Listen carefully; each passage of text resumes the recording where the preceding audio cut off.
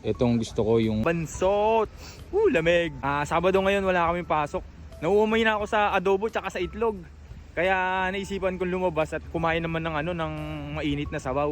Pagka ganitong malamig, masarap talagang kumain ng mainit na sabaw eh.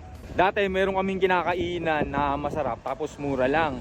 Kaso nga lang, nagsara. Dito lang din, malapit lang din naman dito. Pero yung kasama ko, meron na discover na bagong kainan. Tatry ko nga doon. Kasi nakakain na sila doon pero ako hindi ko pa nakakainan. So itatry natin kung masarap. Sa 3 weeks ko sa sa Pinas, parang na-miss ko din kasi kumain ng ng Haejangguk.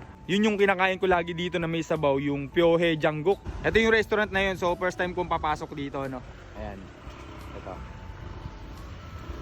Pulang-pula pala yung labi ko, Kalalaking tao, naka-lipstick, badding. Ano lang iparada natin yung BMW natin dito sa gilid. Laks ng trip Naglakad kahit merong bike Ito pala yung mga tinitinda nila dito, Ito. Sundaeguk, nasa 11,000 won. Itong gusto ko yung Pyo Haejangguk. Sa 11,000 won. 24 hours din pala sila dito. Pyo Haejangguk요. 해장국이요? 네. 그냥 하나 먹고 하나만. 해장국 하나 기다려주세요. Sa upuan na pala order, hindi ko alam. Doon ako umorder sa sa mismong cashier. Pasensya na, first time lang Malaki pala yung restaurant na to. Video? 괜찮아요? 안 돼요? 영상 찍는 거? 네. 잠시만요. 잠깐만요. 응. 반찬 여기서 드시면 되시고. 반찬. 오케이. 감사합니다.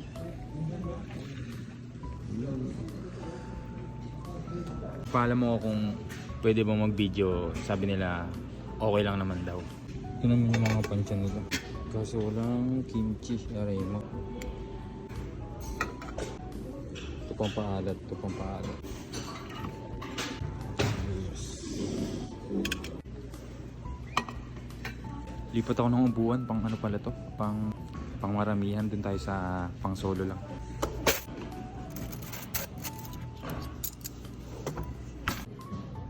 Lipat ako dun sa gilid. Tsaka mas maganda yung view dun kasi kita mo yung labas.